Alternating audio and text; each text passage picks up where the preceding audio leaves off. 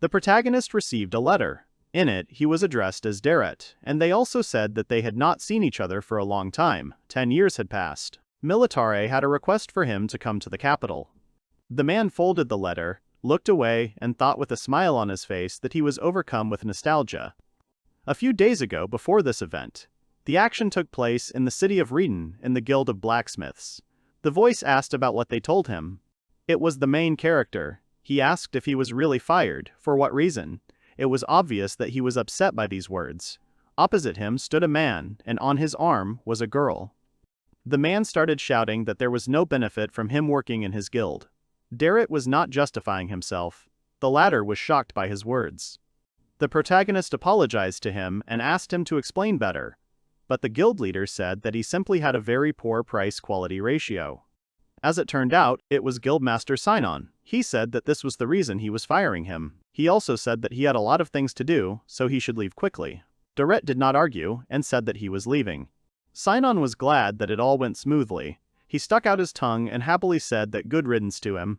The protagonist decided to head to the capital. He got into the carriage and drove off. The coachman reported that they had arrived at the place. At that moment, Deret told the boy that he had fixed his thing. The child was very happy holding the toy in his hands. He started talking about the horse moving. The woman next to him looked at the child with a smile. When the protagonist left the cart, the boy thanked him and called him Grandpa. Deret thought about how much time he had devoted to blacksmithing. He had been doing this for 30 years, and now he was already quite an old man. At the same time, he stretched out his hand to the sky and looked at it attentively. Deret found himself in the kingdom of Gloss, or rather in its capital. It was not a very large city, surrounded by mountains and forest. The protagonist walked along the streets of the city and looked around. He thought that there were more people here than before when he visited it. Come to think of it, he hadn't really left Reton. Leaving was a good opportunity. He even felt better and started humming a tune. Suddenly, one of the stalls caught his attention. He approached it, turned to the saleswoman, and asked what she would recommend. To which she said that the wild boar shashlik was good. He took one. After he paid for it, he picked up the meat on a skewer and then began to eat it. It was obvious that it was still hot, but Deret was enjoying the food immensely and said that it was delicious. The woman told him that she had not seen him before, and then asked where he came from. To which the protagonist explained that he came from Reton. The man also said that he had worked in the blacksmiths guild, but had been fired. At that moment, there were shouts about whether the interlocutor understood how much this falchion was worth. The girl was very angry. She held the remains of the sword in her hands and said that it did not even cut the branch of the ent. To which the young guy also responded angrily that she simply did not know how to use it. It was obvious that he was irritated by this situation. The protagonist immediately asked what was happening. Was it really an argument? The woman explained that it was coming from the gun shop. The saleswoman said that their weapons don't have a very good reputation. The main character just chuckled at her words and thought to himself that there are such people everywhere. After that, Deret said that he would go and take a quick look, after which he thanked her for the delicious food, to which the woman told him to be careful. At this time, the customer continued to scream that the guy told her that the sword was made of steel and should deal with the plant monster. After that, he asked if he really sold her a fake, to which the arms dealer replied that she had no evidence. At the same time, there was an evil grin on his face and a slightly furious look. The girl was angry that he was right, and it was a very unfair situation. The child at that moment turned to her, calling her mom, and then suggested that they stop arguing and leave there. At this time, the main character had already gotten closer to the scene of events. He looked at the stump of the sword and wondered if the man was really saying that he was made of steel. Deret then turned to the arms dealer and said that lying was wrong, thereby attracting the attention of both the disputants and the crowd. He explained that he was also a blacksmith, and that this sword was fake. It was clearly not made of steel, it was just tin. The arms dealer immediately pointed his finger at him and said that nothing like that could happen, that it was slander. Then the main character approached the woman and asked if he could take this object for a second, to which she responded with consent. After that, he said that this was the proof. Deret said that everything is visible on the blade itself. The ripples on it are clearly visible. If there was steel inside, the trace would be straight. And in the crowd, they had already started talking about how a blacksmith they knew had told them something similar. The main character was clearly telling the truth. Someone decided to call the guard. The arms dealer started getting really angry. He passed out dirty, at which point Deret said that this guy was fooling people and taking advantage of other people's ignorance. The main character was very serious and angry about this situation. He turned to the guy and said that he should be a blacksmith who takes responsibility. The arms dealer was shaking with anger. He told the man to shut up, it was all his fault. Then he grabbed one of the swords and told him not to dare. The guy ran straight at the main character and told him to stop preaching to him. At that moment, the latter told the people around him to step aside. He cursed silently. As the arms dealer approached Deret, a girl stood in front of him and told him to stop what he was doing. After that, the stranger knocked the sword out of his hands. The main character and the dissatisfied customers were shocked by her actions. The arms dealer was lying on the ground, unconscious. The girl turned to the guards and asked them to take him away, to which they agreed. At this time, all the people in the crowd became very happy. Smiles appeared on their faces, someone raised their hands up in a joyful gesture. People started talking about the fact that this was the commander of the soldiers. They started thanking her loudly. At this time, the main character was shocked by what was happening. He looked at her and thanked her, adding that he was saved thanks to her. To which the girl replied that it was her job.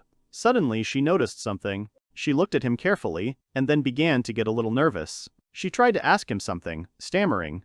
Deret himself even began to get nervous from such attention. He wondered if he really looked like he was unemployed, or if he was about to be arrested for being a suspicious old man. At that moment, he heard the end of the question about whether he was a teacher. A bright smile appeared on the girl's face. Her cheeks were colored with a blush. She said that her name was Militar, after which she asked if he remembered her. The commander explained that 10 years ago, the main character made her a toy sword. The latter immediately remembered that little girl with a ponytail on her head. And after that, Deret looked at her more consciously and with a smile on his face and said that she had grown so much, he didn't think that they would meet here. To which she happily replied that it was indeed him. The girl asked him if he had received her letter. At that moment, her subordinates asked who this man was. To which Militar replied that the protagonist had looked after her when she was very little. She would chat with him for a bit. And after that, the girl told her subordinates to return first. They agreed.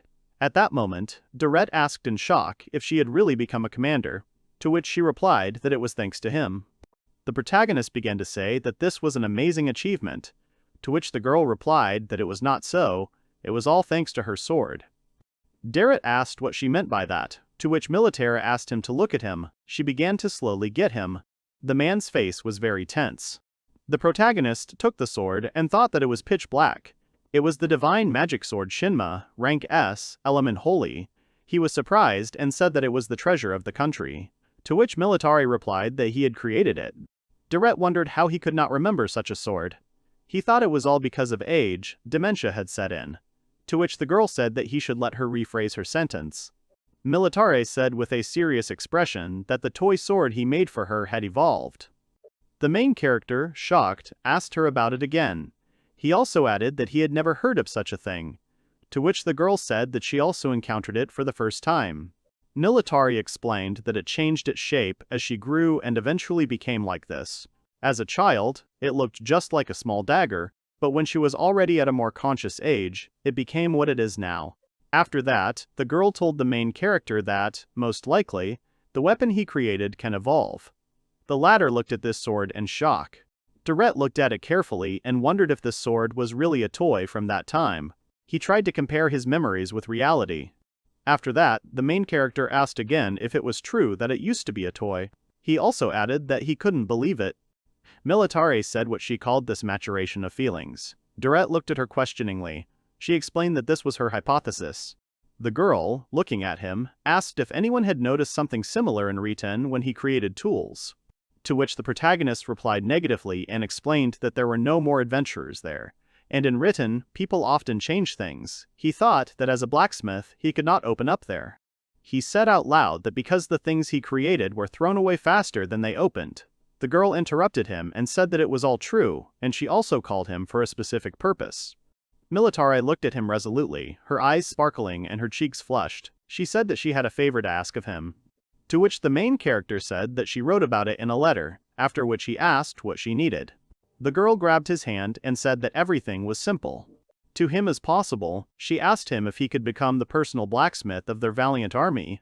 The main character immediately flew away from her and answered negatively, explaining that it was too much for him, to which the girl bowed and said that she really was asking him very much. Militar started to approach him again. She said that they had no one else to ask. Deret was shocked. He stuttered and asked why him. To which the girl replied that there were circumstances for this. He immediately asked her again what those circumstances were. At that moment, the woman he had helped earlier intervened in the conversation. She thanked him for his help with a smile on her face and said that she didn't even know how to thank him. The girl next to her turned to Militar and thanked her, calling her commander. The latter was not very pleased. The girl approached her and said that she saw her at the entrance ceremony. She was glad that no one was hurt. After that, Militar grabbed the protagonist by the hand and said that they needed to hurry. He was shocked. At first he was silent, and then he abruptly asked where they were going. At this time, the woman and the girl continued to shout that they wanted to thank him, so they suggested that he look into a hotel in the Eastern District. The protagonist thought that he was making useful connections. He waved with a smile and said that he would stop by. But Melita interrupted him and said that he hadn't said anything, otherwise he would bite his tongue. At this time in Riten, in the Blacksmith Guild, Zenin was styling his hair, after which he carefully looked at his appearance. He closed his eyes, struck a pose, and then thought that he was dazzling. He smiled and closed one eye. After that, he went to the workers, greeted them, and asked if they were ready to earn money, to which his subordinates greeted him in return. The man said with a smile on his face that they would now begin the morning meeting. First, they would begin with the philosophy of their guild. At that moment, he was interrupted by the unknown, who asked for forgiveness. Zenin turned to them and asked who they were. There was a dark-haired guy standing there, with several guards behind him. The guy came closer to the guildmaster and asked if the main character was here. He looked very serious. No one answered him, after which he repeated his question about whether Deret was here and explained that he was a messenger from the royal palace. His name was Senji. The latter began to say that he was looking for the famous blacksmith Deret. He had a request for him. At this time, Zenin was very angry at these words. He asked if he really had a request for this man. The man said that he was the guildmaster here, and then asked if he had any requests for Mr. Zenin. Senji replied in the negative. He became even more angry. And after that, Zenin said that the main character is no longer here. He fired this useless person. Senji, shocked, asked him again if he really fired him. To which the man explained that Deret was only draining the guild's resources, and besides, he didn't respect him at all. Zenin smugly said that he got what he deserved. Senji began to fall back. He asked about whether Mr. Deret really wasn't there. He was getting worse and worse, and he kept talking about how the blacksmith, who was valued by the queen herself, had been fired. Senji said that everything had turned out so badly, to which the soldiers asked what they would do with it. Zenin suggested that they just give it to him, to which the guy replied that they were asked to give it specifically to the main character.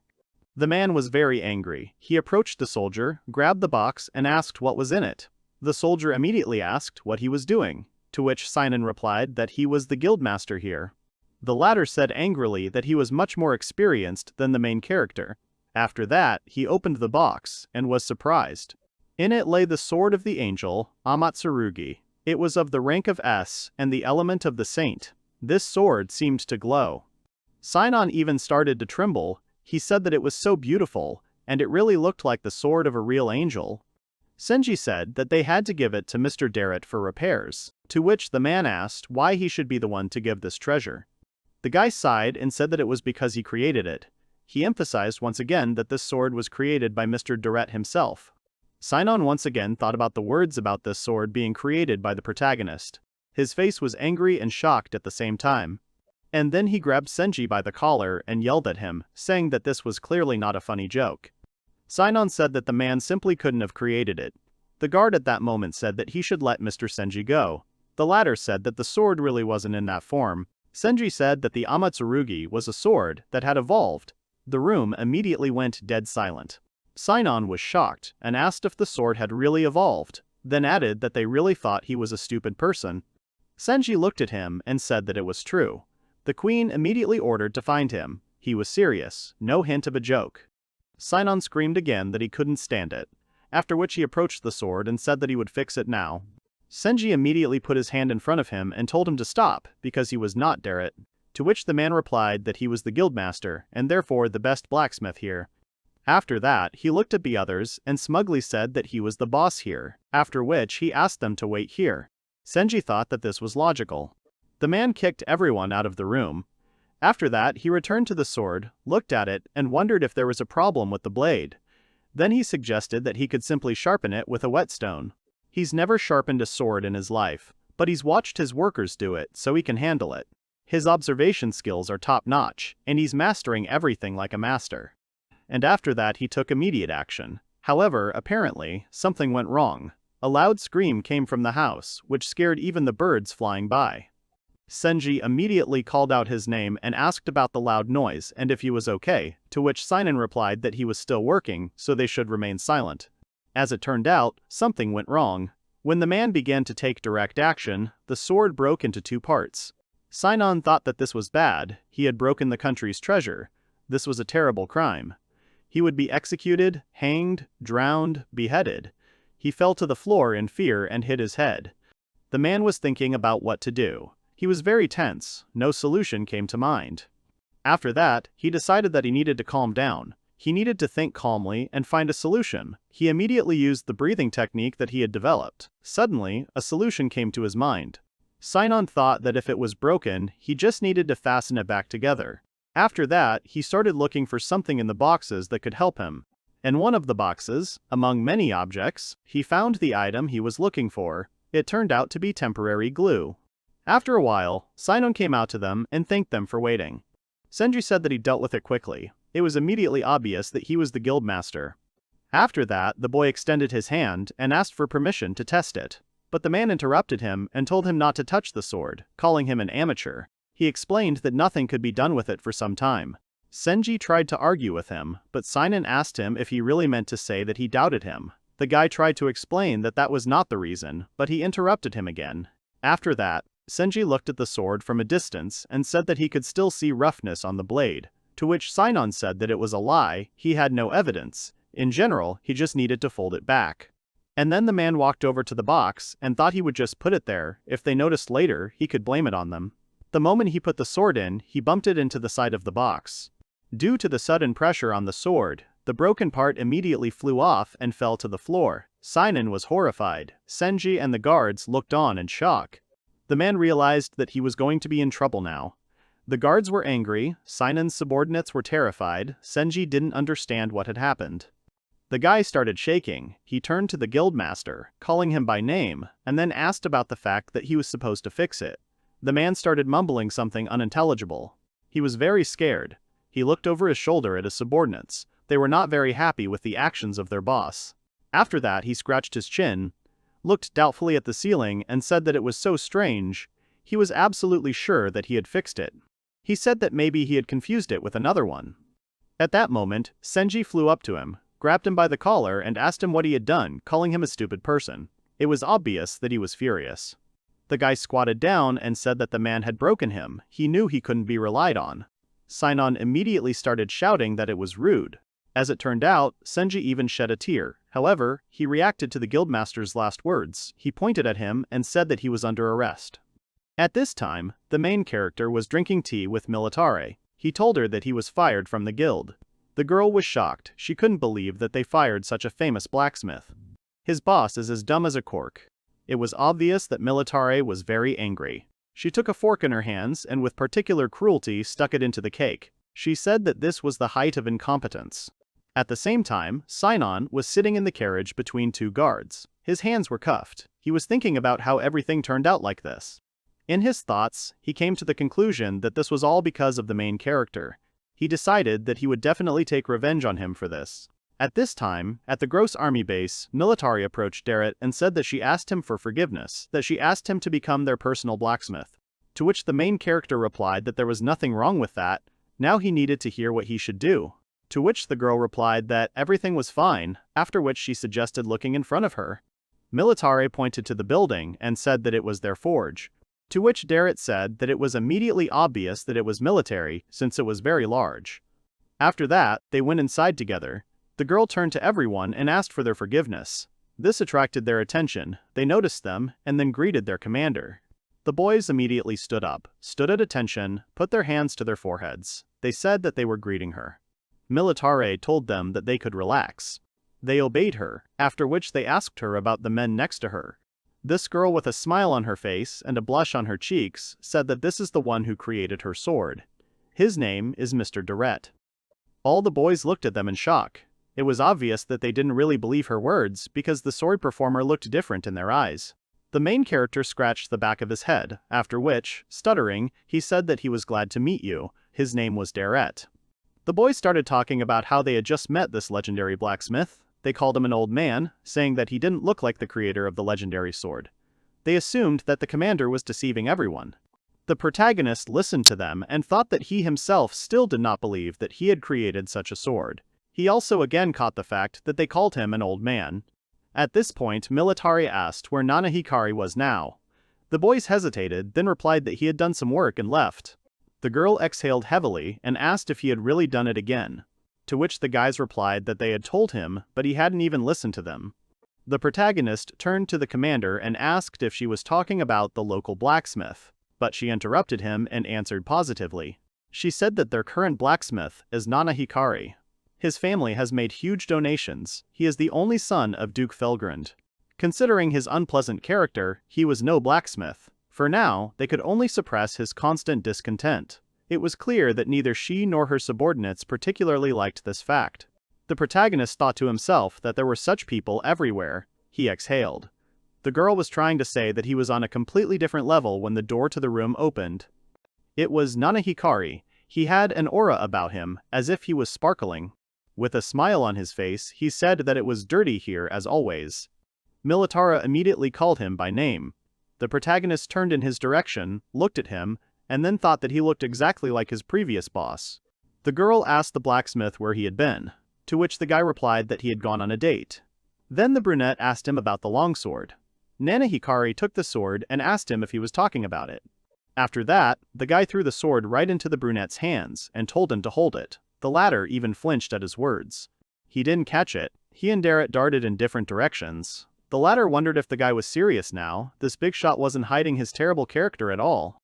Nana Hikari asked, with a smile on his face, about their opinion about the sword, whether he had done everything perfectly. To which the brunette, stuttering, thanked him. And after that, he sighed heavily. The protagonist looked at the sword and thought that it was a terrible job, as if no one had touched it. He looked at Militaru and thought that he wanted to ask her about it too. At that moment, the guy saw him. He started to get up. Nana Hikari said that he had fixed it, then ran up to the brunette, grabbed him by the collar, and asked if there was something he didn't like. At that moment, the main character ran up to them. He stopped the guy's fist, which he wanted to hit the brunette with. The blacksmith did not expect his actions. Deret looked at Nana Hikari very seriously and authoritatively and said that if he was a blacksmith, he should fix his work, to which the latter asked what he needed, calling him an old man. Militari immediately approached them, addressed the guy and told him to calm down. She explained that this man created her legendary sword. This is a blacksmith from Raiton. Nana Hikari turned his gaze to the protagonist. He was very shocked, and then asked her again if it was really true. The girl started telling the guy that he was already a first-class blacksmith, and now they would have a second master with them. But she didn't finish her words. Nana Hikari pulled his hand out of Deret's and seriously told him to show what he could do. Deret asked him again if he was really talking about him. The boy stood in front of them, legs wide apart, arms crossed over his chest. With a smile on his face, he suggested a duel of blacksmiths. Nana Hikari said that they would fight with swords, which they themselves had made. Whoever's sword broke, he lost, to which the main character said that he understood. At the same time, the guy said with a smile on his face that there would be two conditions. He put his hand in front of him to visually demonstrate that there would be two conditions. Nana Hikari pointed to the materials and said that the first condition would be that they could only use them to make weapons. The second condition will be that his sword will be used by one of the employees of this forge. He pointed his finger at the crowd. As it turned out, he pointed at the newcomer, whose name was Konfi. The girl was shocked by what was just said. Her mouth opened in surprise. The protagonist was shocked. He asked again if he really should be there, and then asked how long she had been there. She was so small that he hadn't even noticed her. Deret was shocked by the situation, but he pulled himself together and said that everything was fine. He agreed.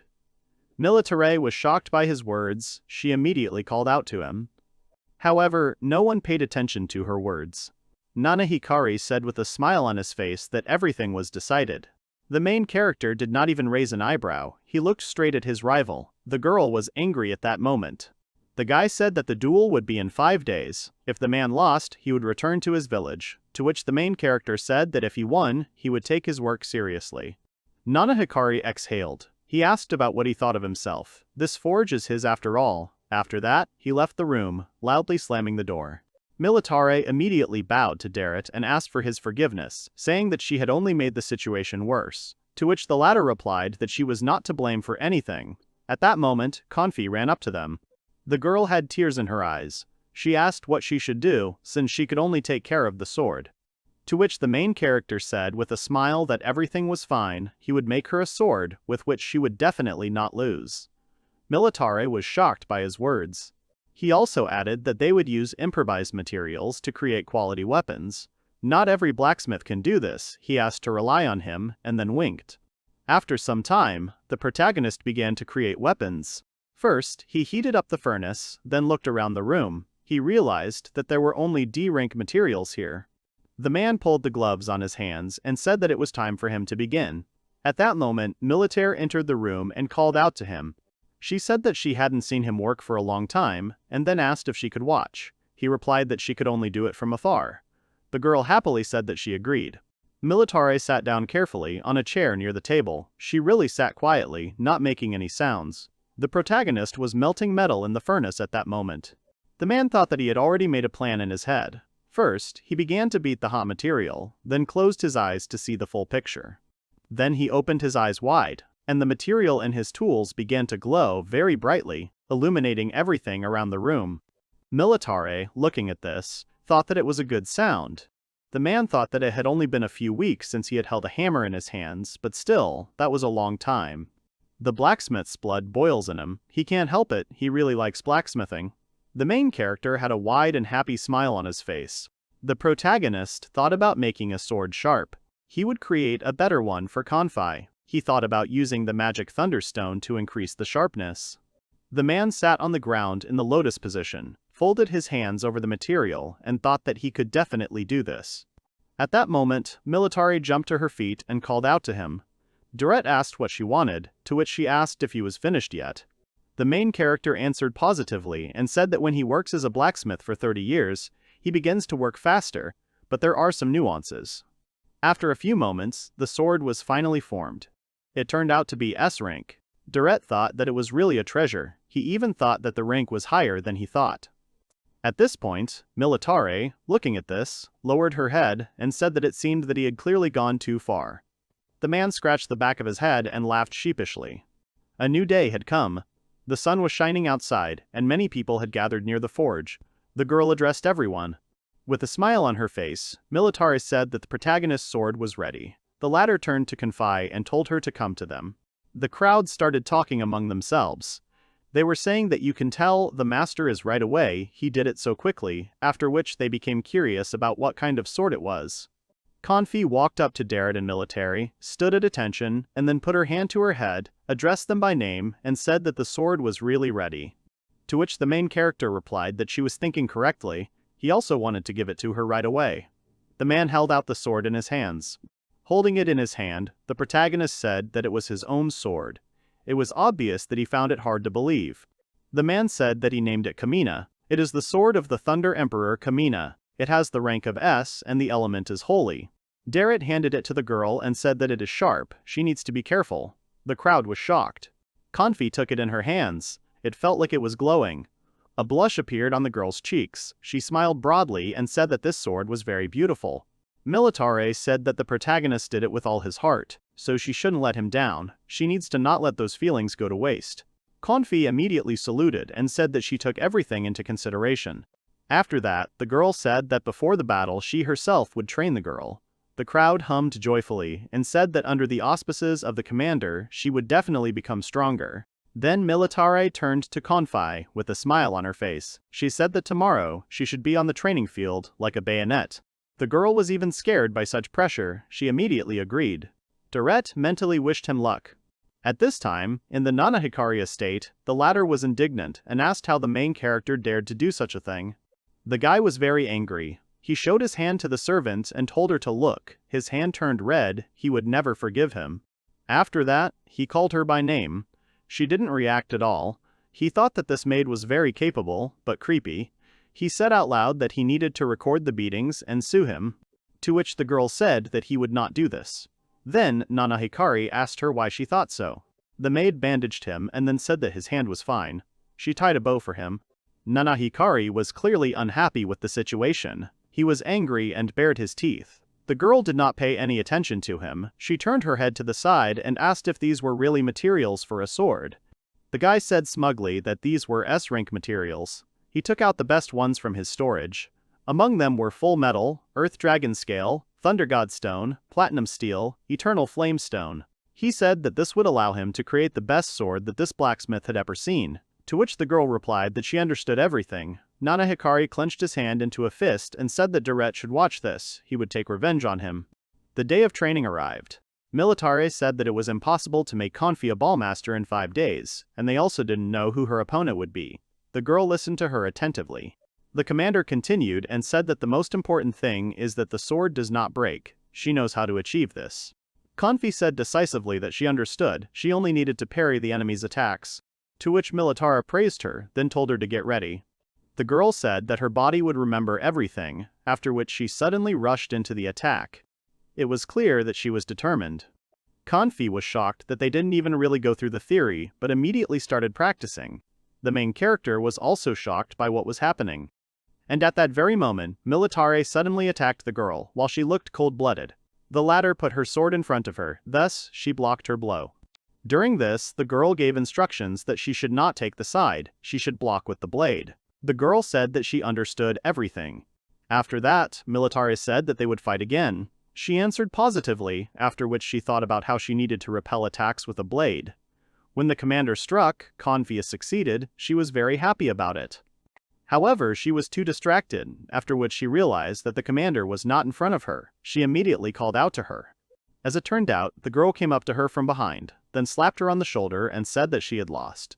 She should not let her guard down in the fight, to which the girl apologized to her. She said that they would do it again. The main character, watching the battles taking place, thought that from the first day, the girl had been behaving so harshly with her student. After some time, when it was already dark outside, Konfi fell to the ground, on her back, with her arms spread out in different directions. She was covered in bruises and dirt, but she thanked the commander with all her heart. Militar, looking at her, said that tomorrow, they would train with Kamina, to which the girl simply agreed with her. After that, the girl with a sweet smile on her face turned to the main character and told him to prepare his sword for the fight. The man did not expect this. He stuttered and answered with agreement. Night had fallen outside. A huge moon was already shining in the sky. All the employees of the forge were sitting in the dining room and having dinner. The brunette was actively eating food. His whole appearance was aggressive. Konfi was eating quickly and with concentration. Another guy next to her was throwing food into his mouth straight from a cup. Someone at the same time was chatting nicely with his colleagues. The brunette started talking about how the commander's training was still as tough. To which Konfi, embarrassed, asked if they had really seen everything. The other brunette said that it really had been so, and they disappeared into the shadows. They told him that Konfi was really amazing. She was doing well for her size. The girl was embarrassed by the words. She asked then if they really thought so. However, Konfi didn't like that they mentioned the size. She said something that didn't need to be said. To which one of the brunettes laughed at her. The blonde sitting next to her asked the girl if it was time for him to go. After that, Konfi took her tray of dishes and said that she would go. The guys agreed with her, after which the blonde handed the brunette a towel. His colleagues called out Konfi's name. The girl turned around, and then a towel flew at her forehead. She blushed with embarrassment. The boys with smiles on their faces told her not to catch a cold. They smiled at her very kindly and showed their support with gestures. The girl bowed to them.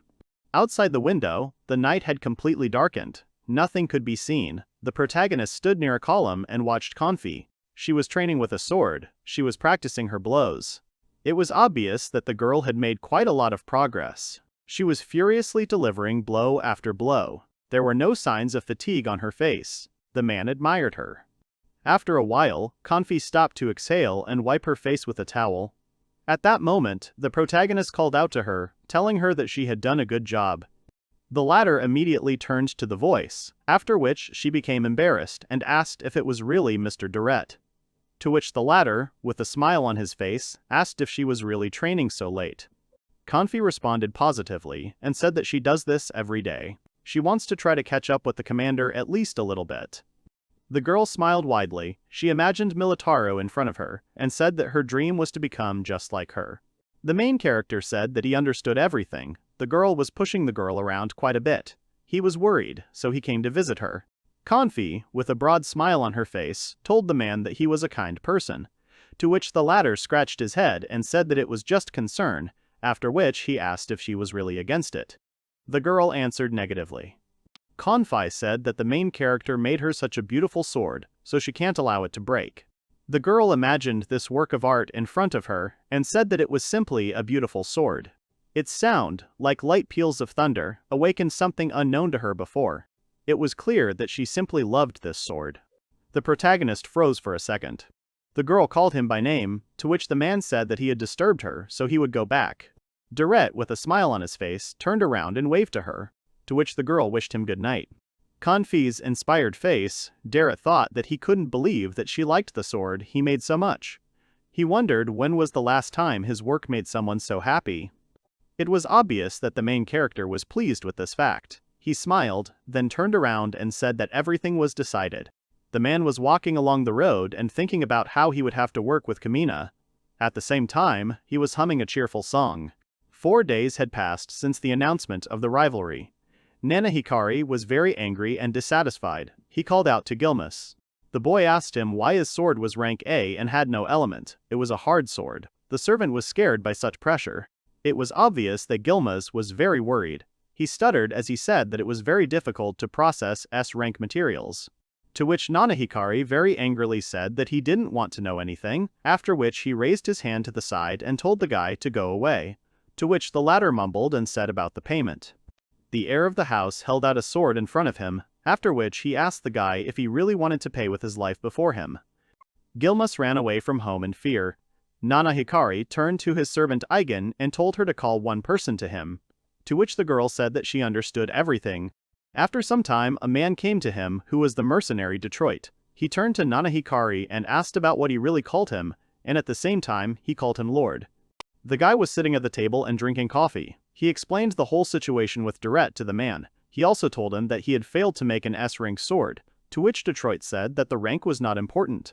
After that, the man said that with any sword he could defeat anyone. Before his very eyes he crushed a large piece of metal with just his hands. Nana Hikari looked at the folded metal carefully. Detroit stood calmly, pleased with the skills he had demonstrated.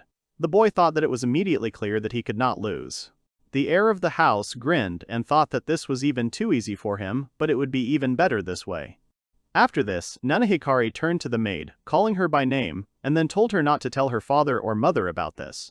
The girl responded positively. At the same time, it was clear that she did not like it. The day of the competition arrived. Nana Hikari turned to the protagonist and greeted him. The latter said that they had not seen each other for 5 days. The guy said that he praised him for not running away. At this moment, all the employees of the forge, as well as Militar and Deret, looked ahead in shock. As it turned out, they saw that Nana Hikari had put up Detroit as a rival to Kanfi. It was once again announced that this was a duel of blacksmiths. People immediately recognized the man who played on the guy's side. They began to ask if this was really the Detroit destroyer, if he really decided to put him out in battle. However, people immediately began shouting for everyone to look at the sword of Kanfi and Fi. The girl stood and very resolutely held it in her hand, and real lightning came from it. Militar was very angry. She started shouting that it was an unequal fight. She even clenched her fist out of anger. The protagonist mentally agreed with her. At that moment, Nana Hikari looked at the sword created by the protagonist and said that it was immediately obvious that it was a fake. The guy started talking about how they would have rules. There are only 2 conditions under which you can win. Whose sword breaks first, and whoever goes outside the arena, loses. The girl started chattering about how these are not fair rules. At that moment, Detroit looked at Kanfi and asked if this little thing was his opponent. The girl didn't answer. She didn't even show that she was scared. At that moment, the judge got their attention. He raised his hand and said that they should begin their fight. The man immediately raised his hand with the sword and decided to attack Kanfi. Since he was a mercenary, he was well versed in combat. The man struck the ground very hard, causing dust and dirt to fly in all directions. Kanfi even had to move away a little as there was too much of it. The spectators were also shocked by what was happening. They started shouting that it was a very big force. They were almost blown away. Detroit didn't wait for everything to settle down. He immediately began to attack the girl, telling her to get what she deserves. She won't be able to run forever. The man then launched another blow, which sent Kanfi flying. She jumped very high into the air, landing a fair distance away from her enemy. As it turned out, she had fallen into some kind of trap. During the movements, they approached one of the corners. Detroit laughed, and the people said that now Kanfi had nowhere else to run. The spectators and employees of the forge watched in shock. Someone from those present began to say that they could not watch this. Detroit turned to Kanfi and asked her if she could just give herself up to him. However, the girl said resolutely and even a little angrily that she was not going to do that. The man said that he had warned her. After that, the destroyer said that the girl would definitely regret her decision now. He strained his arms hard to show his power. Kanfi looked at him and was a little nervous, because the enemy was serious after all. After that, she thought about how the commander had trained him a lot, and Mr. Deret had created Kamina for her. At that moment, Detroit swung his huge sword and told Kanfi not to die, to which the latter said with all the determination in her voice that she would not lose. After she said that, she decided to unleash the full power of her sword. A large number of lightning bolts appeared all over the field and nearby. The protagonist, Militar, and Nanahikari were shocked by what was happening. As it turned out, thanks to this power, Kanfi managed to cut off Detroit's sword. Its blade flew off to the side. His colleagues looked at what was happening in shock. They began to discuss whether the sword of the destroyer had really fallen apart. The protagonist watched this very carefully. His face took on an unclear expression. He wondered if he had overdone it with the sword. The judge immediately looked at what had happened and said that Kanfi had won the battle. Everyone around was in shock. Militar turned to the main character with a smile on her face and, calling him a teacher, said that they had succeeded. He agreed with her words. After that, Kanfi ran up to them. She was very happy. She called the girl, calling her commander, to which she replied that she was a good girl. At that moment, Detroit, staggering, headed towards Nanahikari. He was in shock. Deret himself came up to him, and with a smile on his face, he said that as he had promised, from that day on he should take his work more seriously. To which the guy told him to shut up and not to talk to him. After which Nanahikari pointed his finger at him and said that he was leaving the Stam army. They should all die here, he would sue them. His maid looked at him angrily. Then she hit him a little on the back to shut him up. He clearly didn't expect that from her. Deret, Kanfi, and Militar were shocked. The maid apologized to them for her young master and said that she would scold him and awaken common sense in him. The protagonist, the commander, and Kanfi watched as the maid, along with Nanahikari and Detroit, walked away from the battlefield. Sometime later, in the guy's house, the heir was shouting that Deret was a bad person, he would never forgive him. Then he turned to the destroyer and asked him what he paid him for, to which Detroit said that he was retiring. The guy was shocked by his words. The man continued and said that he lost to a little girl, he is too weak. After which he simply went out into the corridor and walked away, saying that he would live in peace. He also said goodbye to them. The heir of the house was very angry. He said that the destroyer was a very useless and bad person. Then he turned to the maid and said that now it was her turn, calling her a damn traitor. Nanahikari shouted that the girl dared to raise her hand against her master, she should apologize. To which she indifferently said that she would admit that she had hit him. The guy, without turning his head towards her, told her to do so.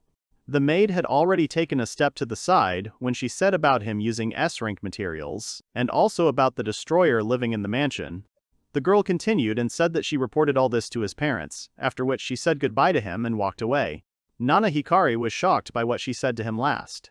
He ran out into the corridor after her, called her by name and said that she had promised not to tell them anything, and then added that he would fire her.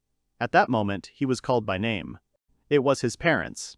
They were very angry, and strong waves of aggression emanated from them. The man clutched the paper in his hand. Nanahikari immediately called them. The father asked if he was using materials they had prepared for sale to another country without permission, and the mother asked if he was trying to destroy their family's reputation. They began to loudly ask him if he even understood what he was doing. Nana Hikari tried to justify himself, but they did not even listen. Father said that he had had enough. The man told his son categorically that they were expelling him from the family. The boy was shocked by his words. Then the head of the family turned to his servants and told them to take him to the forest of Taman. Nana Hikari extended his hand to him and told them to wait, not to do that, but the parents turned their backs on him and walked away. Nana Hikari held out his hand towards his parents as they left, as if he wanted to stop them. He kept calling out to them, but they didn't respond to him. After some time in the forest of Taman, the guy walked through various thickets. Strange sounds were heard everywhere, which scared him very much. He was shaking with fear. Nana Hikari was asking into the void what they all wanted from him. He was talking about them all going away.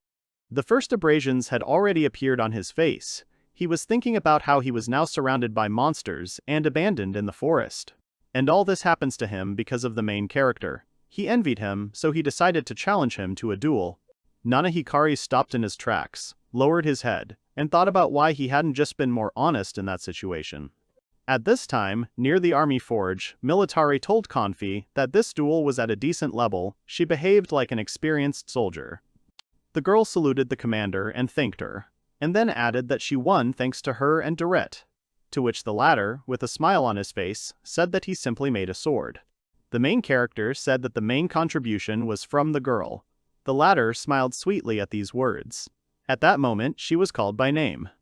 Konfi immediately ran to her comrades. She again threw words to Deret and Militar about how grateful she was to them.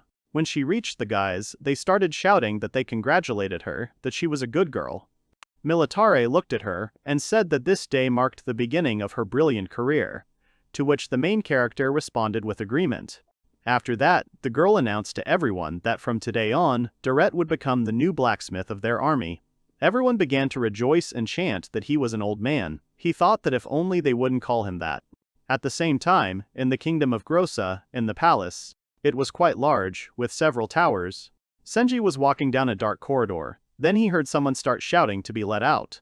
There were several people standing in front of his cell. It turned out to be Sinon. He was very angry and shouted that they were keeping him here like a monkey. They definitely won't get away with it. The man also spoke aggressively about them not responding to his complaints, calling them bad people, to which one of the guards asked what he was talking about. Another told him to sit quietly. Senji paused for a second. His head suddenly hurt from the noise. After a few moments, he came closer and thanked the guards for their efforts. They immediately saluted him. After that, the guy opened the cell bars and told Sinon to get out of it. The latter was surprised by these words, and Senji himself was unhappy that he had to do this. A new day has come. There was a huge queue near the army forge. Those who came in shock asked if there really was a queue again. Some even started arguing among themselves. Inside the forge, several guys commented that Deret and his repairs made it easier for one of them to wield his sword. Another asked for his sword to be adjusted, and a third asked for his shoulder pads to be adjusted. The main character, holding a hammer in his hand, turned to them and asked them to wait a little. Everything happens in order of the queue. Several people were right inside the forge, watching as Deret interacted with the weapon. At that moment, they looked to the side and saw a sword that was inside the box. It had a glass door so you could see what was inside. People started saying that this sword was very beautiful. One of the guys started talking about how he would become the owner of Kamina, to which the other guy started arguing with him and saying that this would not happen, he would beat him. At that moment, a third person came up to them and said that he would not lose either. It was Konfi. She put her hand to her chest and said that she would become the true owner of Kamina. The brunette asked if it was really written there that it was necessary to perform an S-rank feat, to which the girl said that it was true, as a commander for example, to defeat one of the 4 demon kings. The protagonist heard their words at that moment, and, in shock, asked if Militar had really defeated the demon king. To which Konfi replied that it was true. The commander was truly amazing, she too must become stronger. Deret said that Militar was a true hero. The main character thought to himself with a smile on his face that he liked that the sword he created was used to perform feats. He looked at the hammer and thought that everything was great, clean. At this point, the visitors to the forge began to happily talk about what Deret had done to Kamina. He was also amazing. They wanted to become such a cool old man. The latter heard all their words. After that, he suddenly stood up from his seat and said that he was done with work for today. The guys even shuddered in surprise. The man went outside and told them to come to him tomorrow. At that moment, Militar came up to him and with a smile on her face said that he had done a great job, it had been a very busy day. To which the main character agreed with her and said that there was more work than in written. He was now happy. The girl laughed and said that she was glad to hear it. Militar also said that thanks to Deret, the soldiers have also changed. They all want to use Kamina, so they decided to take training seriously. The protagonist smiled and said that this was the best praise for a blacksmith, after which he thanked her for it. At that moment, the girl bowed her head and said that she was very sorry that Her Majesty had limited him, to which he asked whether she really meant that equipment and repairs should be carried out in moderation. She answered positively. Then the main character said that there was nothing wrong with that. He understood everything. It was impossible for a weapon like Kamina to be everywhere and with everyone. Militar smiled at him very warmly. A blush appeared on her cheeks. She said that she also came to him with an important conversation. He immediately asked her about it. The girl said that Her Majesty wanted to meet him, so she asked to go to the palace. The protagonist was shocked. He asked if it was really necessary to do this now, to which she answered positively. Then the man asked why it was necessary to do this. It was obvious that he was very tense. Militar explained that this is all because, thanks to his contribution, the overall motivation of the soldiers was raised, which is a great achievement. The main character began to think about whether the queen really wanted to see a common man, what he should do in such a situation. At that moment the girl called out to him. The man turned to Militar and, stuttering, asked what a queen was, to which the girl thought for a moment and said that she would explain it to him in a few words. The commander remembered all their meetings and said that she was very strict. At this time, in the castle, the queen of the kingdom of Glossa Serenade sat on the throne and said that Amachirugi was broken. Senji was kneeling and saying that this man Sinon had deceived him, but he couldn't realize that he was incompetent, so he was willing to take responsibility. The latter was sitting and thinking that the queen was beautiful. The girl stood up from her throne and walked towards them. She told Senji that he had made a mistake. The latter bowed his head before her, closed his eyes, and said that this was true, so he was ready to accept the punishment. The queen took out her whip, then said with anger in her voice that the guy knew perfectly well that she did not like incompetent people, and then struck him on the body. His face turned red, he groaned. The girl said that she would hit him even harder, to which he responded with pleasure in his voice. Sinon looked at this in shock and asked what was going on. After some time, the queen finished punishing Senji. He was lying on the floor, but he was very happy. The girl approached Sinon and said that now it was his turn. She also used her whip and started talking about how he was a bad person, the guildmaster who broke the treasure of their country. The queen said that he should think about his incompetence. The man started screaming about how much pain he was in, trying to get through to her, to which she angrily said that he would no longer work as a guildmaster. After some time, the main character and Militar reached the queen's castle. The girl turned to him and began calling him. He responded with consent. They approached the huge painted doors. Militar asked the man if he was ready. The latter shuddered at her question. The main character said that he would need at least a year to be ready. His heart would jump out. To which the girl said that it was a good joke. The guards began to open the door for them. Militar told the man that everything would be fine. Her Majesty is kind to those who are competent. At that moment they entered, came closer, and knelt before the queen. The latter said that they were great for coming, she was glad to see them. Militar thanked her and said that she had brought Deret. The main character said that it was him. The queen smiled sweetly at him and said that he was the wonderful blacksmith who created Kamina and Shinma. She raised her hand, pointed it towards the man and said that she recognized him as the best blacksmith in the country. The protagonist put his hand on his heart, then closed his eyes, bowed before her and thanked her for it, saying that it was an honor for him. His face turned red. The queen said that he had to deal with Nanahikari himself. She explained that she had other things to do, so she could not interfere, for which she apologized to him. She also added that her gaze was clouded. The protagonist immediately raised his head and said that her eyes were not clouded, they were beautiful, like precious stones. The queen laughed and said with a smile that he was not only a good blacksmith, but also a thief of women's hearts. Deret was embarrassed by her words. Her Highness said that today she called the protagonist on a very important matter. She reported that Amachirugi was broken. The man immediately asked her again about this sword, to which the queen asked him if he had really forgotten. A rack with transparent glass was placed in front of him. Her Highness said that this sword is an Amatsurugi. The protagonist apologized to her. He thought that it was the first time he saw such a beautiful sword. The queen explained that one nobleman admired it every day, and one day, this sword evolved. In the end, he decided to donate it to the state. The protagonist thought about another evolution to S rank. He thought about how he could fix the sword that he had no memory of. After that, his eyes suddenly opened wide in shock. He remembered the words of his student Militar that the queen was very strict. Deret politely apologized and replied that he did not remember anything at all. The queen was surprised and asked how he could not remember what he did with his own hands. Such things should not be forgotten so easily. The girl smiled and said that he was a very interesting man. She was interested in his behavior. Despite the fact that he was a little reserved, she was still interested in him. Deret was confused and wondered what kind of aristocrat would constantly admire a sword. It would be very strange for him for people of high birth to simply admire weapons. The queen explained that she wanted to request repairs to Matsurugi, a sword that had recently broken, and that it was very important to her, making repairs one of her most important tasks. The man was surprised by such a statement. He clearly did not expect such a request, anything but a request to fix the sword. Looking at the sword, he realized that if he looked closely, then not everything was all right with it. The girl said that there was something else.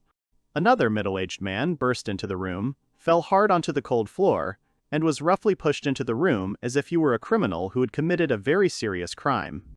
It was Sinon. The couple looked at him and were very surprised that he appeared here at all. They clearly did not expect to see him here, especially in such a state. The man lay on the ground, unable to rise, as if he had been thrown with great force to deliberately leave him unconscious. The queen explained that he was the same idiot who broke the sword, so she had a request for Deret, and it was clear from her voice that the request could be really serious. She asked the blacksmith if he could take Sinon as an apprentice. It is not known what was in her mind, but she spoke sincerely. Finding strength, the man on the ground frowned, as if he had a second wind. He clearly did not like the queen's words. He was angry at every word that flew out of her lips. He tried to defend himself by saying that he couldn't learn anything from such trash, but the queen retorted by saying that he was the only trash here and that he was the only one to blame for everything. They continued to argue, not paying attention to anyone. They were too busy arguing among themselves. Deret understood that the whole situation was now complete darkness, and that it was probably worth doing something about it. The girl agreed that one of her subordinates would look after them and added that his name was Senji, a nice guy with the same charming appearance. A brightly smiling boy walked into the room and said that he wouldn't let Sinon cause any trouble. His voice sounded confident, as if he was 10 times stronger than he seemed at first glance. Folding his arms across his chest, Deret knew that he couldn't refuse the queen, so he had no choice now. Refusing the queen herself could easily get him his head, if not worse. He smiled sharply and said that he would do whatever the queen wanted. He couldn't refuse anyway. All he had to do was accept it. At the moment, he definitely had no other choice. The girl replied that she was looking forward to the man's success. She spoke sincerely as she escorted her guests outside the throne room. The entire crowd left the royal chambers, and the heavy door slammed behind them with a loud bang, indicating that they were no longer in the queen's line of sight. Deret sighed and pulled his hands up sharply to stretch his back. He realized that he had been worrying for nothing. Now he could relax. Stretching his neck, he suggested returning to the hotel. Now this is the only thing he can think about, a good rest after such an adventure. The girl asked where he was staying.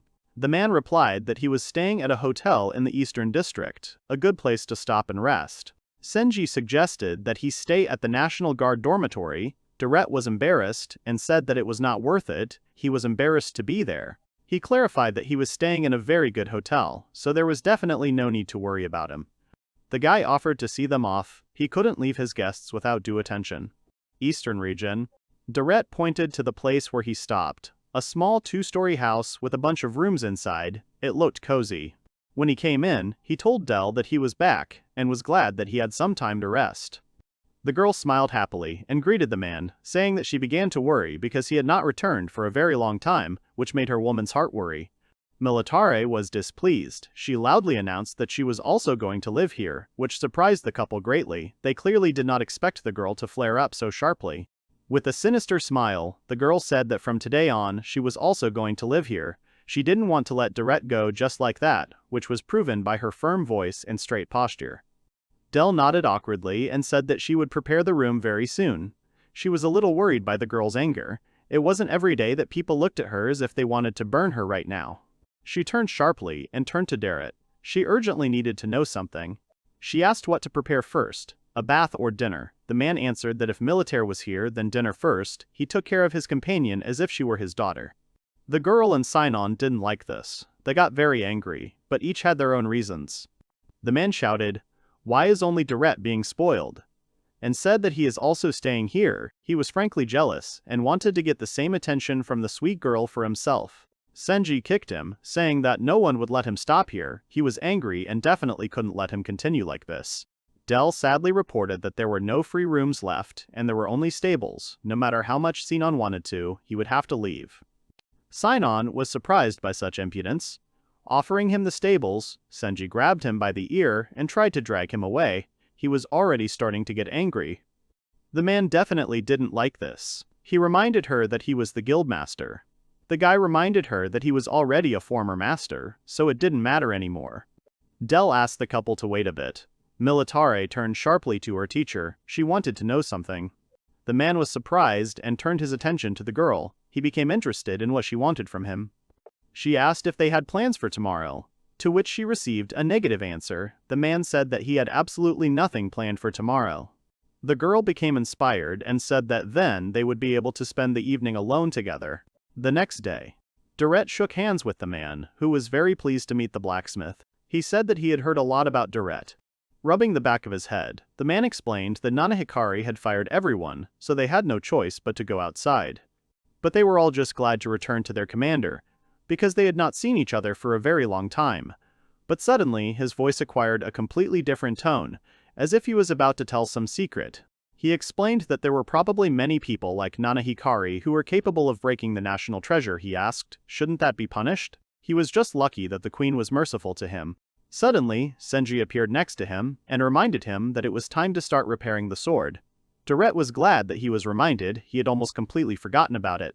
They approached some kind of bag, which was clearly filled with something heavy and very large.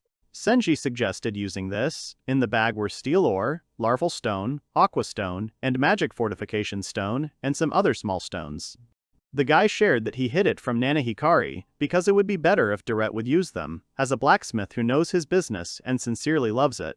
He added that if the man could fix them with Amatsurugi, it would be a great honor for them. Deret looked at the stones more closely and said that he could definitely use them. He was glad that he got his hands on such wonderful objects. The company nearby asked to watch how the blacksmith would work, to which the man happily agreed. He was only glad because they would be glad to watch the blacksmith at work. Looking at the sword, he realized how beautiful it was. The work was done wonderfully, with almost no flaws. Remembering how he made this sword, he praised himself. The work was done really well. But suddenly he thought seriously, asking himself, will he be able to surpass his past self? It is not a fact that he will be able to repair the sword as well as he did this one in his youth. The whole team stood nearby, watching the man get ready to work. Everyone was very excited. They couldn't wait for the man to start working. As he pulled on his gloves, the man realized that it was pointless to worry about it now and that he should think about completely different things. For example, how exactly he should fix this sword.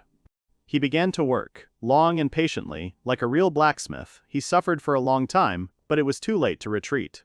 In a very short time, the sword was ready. The whole crowd nearby was pleasantly surprised that the man was able to cope so quickly. They were all always surprised by the speed with which the man works. 3 young blacksmiths tried to steal how exactly he repaired the sword, what he did, and tried to ask to be his apprentices. They really wanted to become as great as Deret, which greatly embarrassed him. Militar was nearby and smiled brightly, saying that her teacher was very popular. She was proud of him as if he were her own father. Deret was embarrassed, asking her not to exaggerate his abilities, but suddenly he remembered Sinon, who was standing next to him and was angry. He smiled awkwardly, as if he felt guilty for the attention that was given to him. Deret explained that he needed to work on his hammer handling first, as his skills were very low and he needed to spend a little more time practicing. The man got angry and shouted that he should not be given orders. He could not stand it when someone commanded him, because for him it was great impudence. He could not allow his pride to fall. Senji hit him on the head, telling him not to act too arrogant. It was a cruel picture, but no one said anything. Deret offered the man a hammer and asked him to hit a sheet of metal, warning him not to hit his fingers or he could be seriously injured. He suddenly grabbed the hammer, While the crowd nearby did not believe in him and his abilities, they did not even admit the thought that he could cope. Zenin aimed his hammer at the air. Preparing to strike the metal, he was determined to wipe the noses of all his offenders and show that he too had great talent. It was a failed attempt. He still hit himself on the finger, as expected from such a person. The man began to roll on the floor and scream loudly from the pain that filled his finger. Deret asked if the man was okay, to which Zenin replied that he should not be approached. He was very angry, and most of all at Deret himself, he was jealous of the blacksmith and the attention he was getting. Senji hit him again, ordering him not to swing the hammer. The crowd nearby began to whisper. They were confused by Zenin's behavior. They clearly did not like the picture in front of them. The man shouted that they shouldn't look down on him. Deret realized that it would be very difficult for him, because such a crazy student was something else. In the evening, everyone went to the bar. They all wanted to drink to the appointment of the new Mr. Deret, which was a very bright event for everyone present. Everyone was happy that evening. Raising their glasses, everyone shouted that they would drink to the bottom, and at that moment everyone was happy and wanted to forget about all their problems, at least for the evening. Militare's gaze became darker. She wanted to know something. She was clearly unhappy with something that evening, and her face did not hide this displeasure. She asked why Del and Confi were there. The girl clearly expected that they would be left alone with the man and spend the evening together. Deret replied that it was he who invited them, and added that there was also a blacksmith and soldiers there. The girl was angry. She dreamed of a romantic evening, and not of drinking with men. Without thinking, she took the mug and began to drink quickly. Confit wanted to stop her commander from drinking so quickly, but it was already useless. She could not be stopped. She slammed the mug down, ordering him not to irritate her. The beer slightly spilled over the edges of the mug, but Militare had no plans to stop. Once she started, she would drink until the very end. Thinking about alcohol, she remembered that she had Deret dolls, the 25 and 40 versions, 2 small homemade dolls that nestled snugly on her belt. It was too late to stop her. Because of the alcohol in her blood, she did not think and began to play with dolls, which greatly surprised the man next to her. He clearly did not come to life even from a drunk person. The teen nearby thought it was cute that the girl had a new doll. They didn't condemn the girl's hobby, but on the contrary, they tried to support her as best they could and rejoiced with her. Comfy said that now she will play like this until she goes to bed, and it is better not to touch her unless someone present wants to get in trouble. Somehow, the picture of the Militarum commander ceased to exist in Deret's head. He could no longer see her as a serious lady giving orders to her subordinates. Del turned to the man, saying that she had heard about him participating in a duel between blacksmiths. This topic had greatly worried her, and she wanted to calm her worries on this topic. She clarified that he had made a fine weapon for Konfa and thanked him for it. Deret replied that it was just his job. He did not want to admit that he was a great blacksmith and tried to brush off the compliments. The girl told him not to be modest, because thanks to this wonderful sword, she was able to defeat a man with great strength. But the man denied it, saying that it was all Comfy's training. The girl herself looked at them with wide-open eyes, as if a child were looking at her parents with her big doll eyes. She suddenly approached him and asked if he would make a weapon for himself. She was really interested, because the subject of a weapon for Mr. Deret himself is something amazing and unusual. Deret was embarrassed and replied that he was not an adventurer and did not need weapons. He was an ordinary blacksmith who did not plan to fight like many of their city. Militara asked, why not? Now she was determined. She wanted to convince the man that a homemade weapon was a great idea and he should at least think about it. The girl said that if he uses his own weapon, then everyone will be able to clearly see its quality, which would be great. All people would want to order weapons from him for themselves. The man thought about it and realized that this really made sense, although he was not completely sure about this idea, but he understood that he needed to think about it carefully before immediately refusing. The girl's words made him think about the weapon. He considered his doll, which was holding a spoon, as his personal weapon, and it seems he almost agreed to this adventure. Standing in the street in front of the crowd, Militana informed everyone that Mr. Deret was going to create a weapon for himself, which was wonderful news to everyone who came to listen to her. She added that it would be useful to him for self-defense. The man added that if he had a weapon himself, he would be able to improve his blacksmithing skills. The crowd nearby began to rejoice at this idea. Everyone was happy that the man would create a weapon for himself and believed that it would be amazing, because they did not doubt for a moment the abilities of the great blacksmith. The man smiled kindly and thanked everyone for their support. Suddenly, a shout in English was heard nearby for everyone to stop. The crowd suddenly fell silent. Sinon shouted that everyone had forgotten about him, which he definitely didn't like. He said that it was unfair, he wanted to take all the attention that Deret got. He shouted that he also needed a weapon and asked why only Deret. He considered himself a worthy man to carry such a great weapon that only the blacksmith Deret could create. Suddenly, he was grabbed by the ear again and pulled hard to stop his stupid speech. Senji sent him back to work with the hammer, which was much better than letting him open his mouth. All the people were not embarrassed by this. They were not surprised. They knew that this would happen, because such a person needs to be stopped in time. Deret also smiled awkwardly at this whole picture. He didn't understand whether he should laugh or cry now. Warehouses of the Glow's army. Deret was looking for something in one of the boxes. He was trying very hard to find the item he needed. Taking 2 stones, he realized that this material would be much more suitable. Just by looking at the stones, he could already understand what he might need and what he might not. Searching through other boxes, he found even more useful things that would be useful to him for his work. He was happy with every little thing that he could find in this warehouse. Militar asked if he wasn't going to use A-rank materials.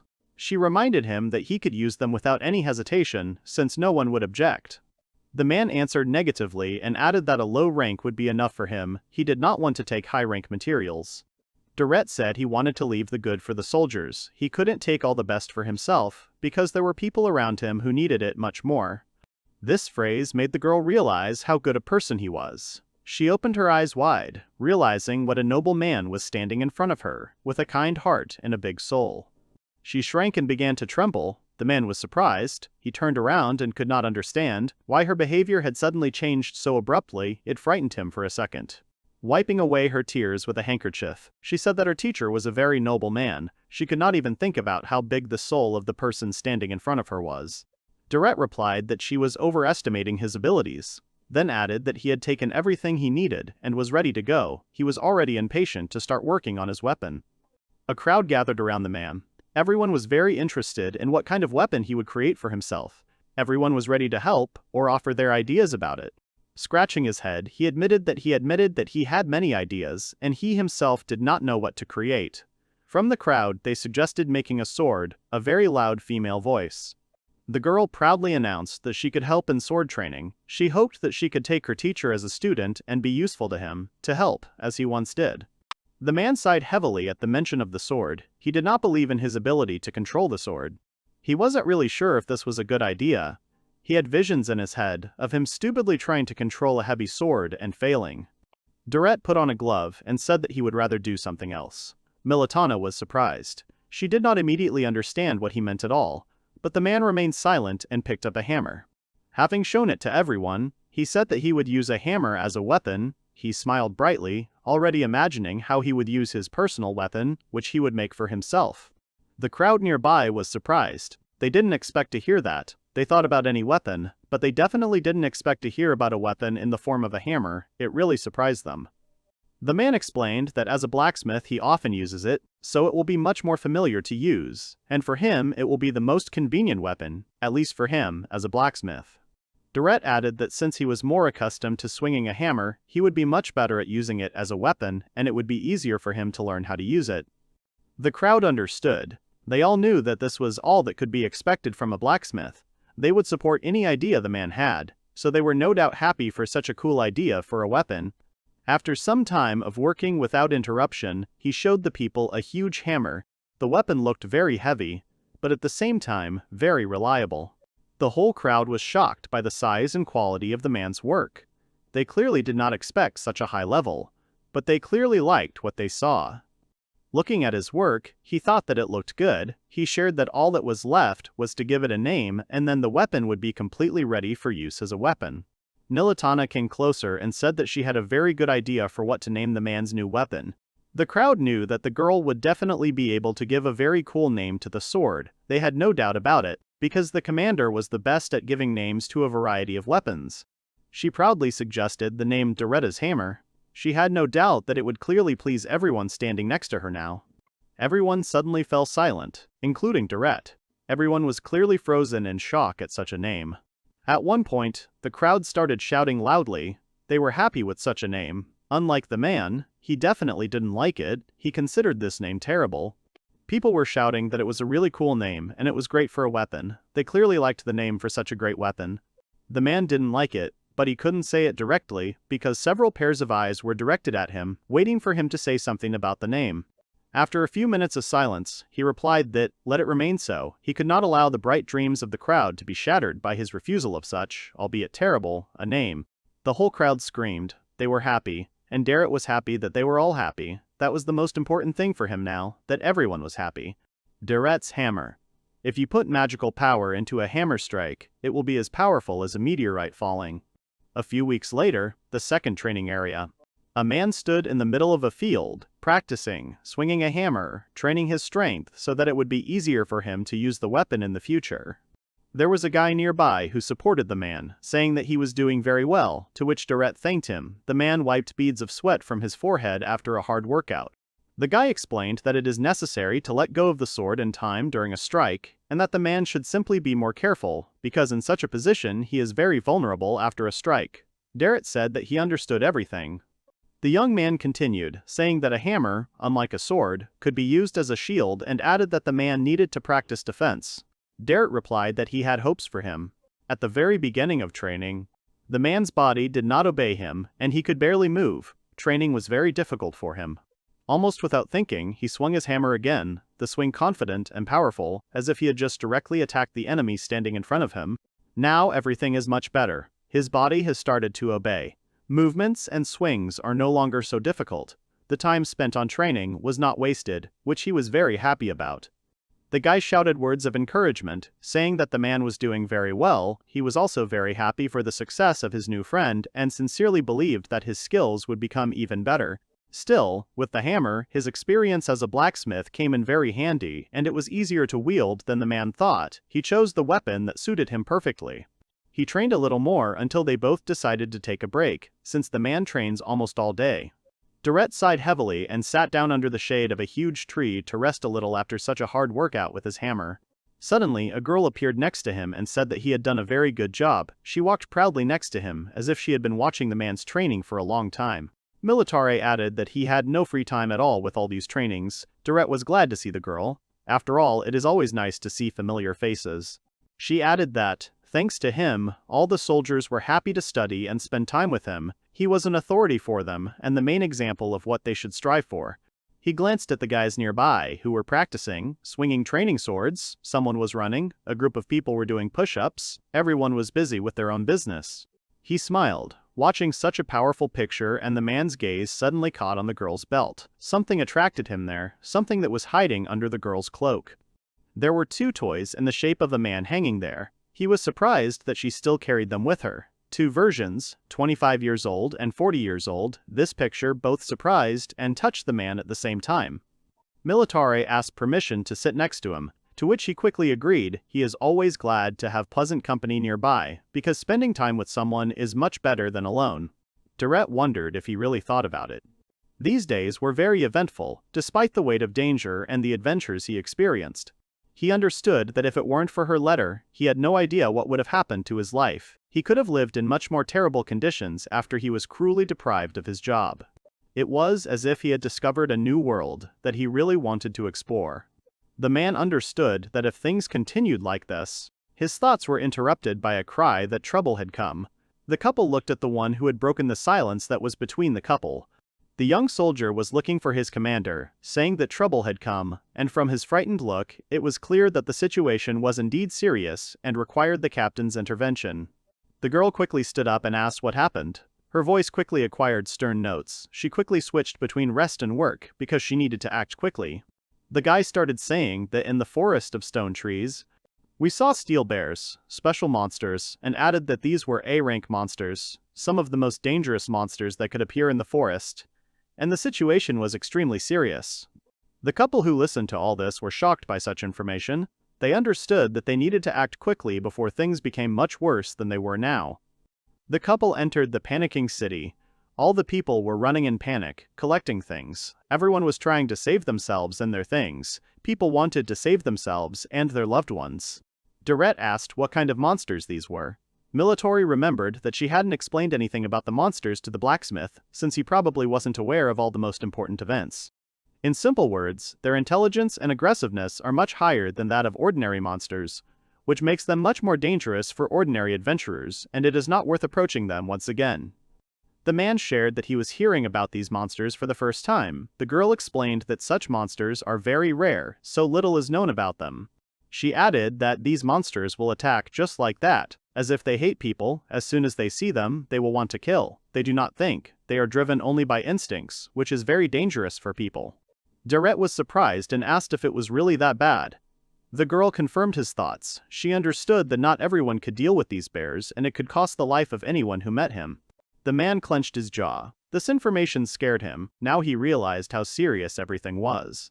Militar came closer. She said that she was very ashamed to ask, but still asked, could the man go with her? She was afraid of the answer, so she decided to take a risk and ask. The man bowed his head and remained silent for a moment. But when he regained consciousness, he asked why he was needed there. He certainly couldn't call himself a good warrior who would be suitable for such a task. Militar stood at the head of the entire crowd and loudly announced that everyone knew about the arrival of steel bears in the forest of stone trees. It was very serious, because these bears could easily harm people near the forest. She added that the ability of these bears is steel armor. The girl orders everyone to aim where there is no armor itself, weak spots that can help win against monsters. To finish her speech, she added that the materials that could be obtained from killing the bears could be used to create weapons. Militar said that Deret would go with them. All the soldiers were happy with this news. Their souls felt better from this information. Everyone believed that the man would be able to help them in difficult times. Even though he was not a warrior, everyone believed in him. The man smiled and said that this was a great opportunity for him to test his abilities and training results, and he would be happy to work with them. Militar shouted loudly that the bears' bodies were very strong and that regular attacks would hardly get them, hinting that it was necessary to use everything that could help to win against such dangerous monsters. She ordered everyone to remember this, to which she received a loud positive response from all the soldiers at once. They understood the seriousness of it, so they had no right to argue. Having boarded the transport, the entire huge team began to move out. A huge crowd of soldiers headed straight into the forest to destroy the monsters. A few hours later, Deret noticed that it was already too dark around him. It was bothering him because it was much harder to fight in the dark than in the daytime. The team reached the forest of stone trees and stopped. Now they need a plan of action so as not to immediately lose to the bears. Now they can't act thoughtlessly. Militar ordered them to split up and look for the bears, to which the soldiers loudly agreed. All the people ran in different directions at breakneck speed to explore the entire forest and all the hidden corners they could get into. Taking a step forward, the girl said that it was time for them to go too, so having gathered her strength, she was ready to lead her small group and was ready to protect them with her life. A small group walked through a dark forest that certainly didn't want to welcome guests. Its atmosphere didn't wish them anything good. On the contrary, it frightened them and seemed to hint that people had nothing to do here. Confi was shaking. She quietly said that in a real battle it was much more scary. She of course expected it. But training feels completely different, unlike a real bear hunt. Deret shared that he was also a little nervous. The girl was surprised by this. She thought that such an adult man was not afraid of anything at all, but as it turned out, she was wrong. The man continued, saying that they really had nothing to be afraid of, because nothing was happening right now, and there was no point in worrying, at least for now. Militar was with them. Confi understood that he was right. They were safe next to the girl, because she was much stronger than the two of them and would definitely be able to defeat the bears. The commander added that they also had 2 holy weapons with them, which would definitely help them win the battle against the bears. Deretta's hammer and her sword. Militar explained that it ignores any damage except holy, and the only weapons with a holy element are the weapons created by Deret, namely the hammer itself and the girl's sword. She added that the former blacksmith was made of the same materials, but he couldn't do anything, which was not surprising. Such a blacksmith was useless. Is a cue to her teacher. Everyone who is not too lazy wanted to become his student, because it would bring them honor and a little glory. The man understood everything. Scratching his chin, Deret realized that to defeat the monsters, he needed a weapon with a holy element, which the girl herself had recently said. Militar confirmed his words and said that it was very good that the man was going with them, because that way they had a better chance of winning. 2 holy weapons and a good team gave them a good chance of success.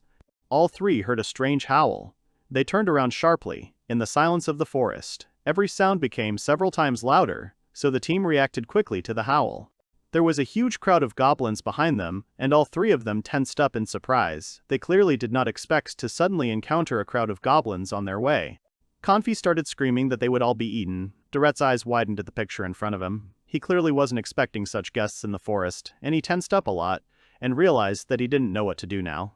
Militana counted them and reported that there were 5 of them. She made the assumption that their lair could be somewhere nearby. The goblins had already raised their weapons to attack. Deret asked if they would fight, to which he received a negative answer from the girl. She clearly intended to do something else instead of the fight itself. Militana explained that if they felt danger, they would run away. Picking up a stone from the ground, she threw it sharply towards the goblins with all her strength so that the goblins would run away from the feeling of fear as quickly as possible. She hit 3 goblins at once, knocking their weapons out of their hands, their small clubs falling to the ground, and the stone would definitely leave lumps on their foreheads. They immediately ran away, but 2 of them remained standing and looked sternly at the team, trying to scare them with her gaze. They clearly were not going to retreat so easily. Deret thought seriously.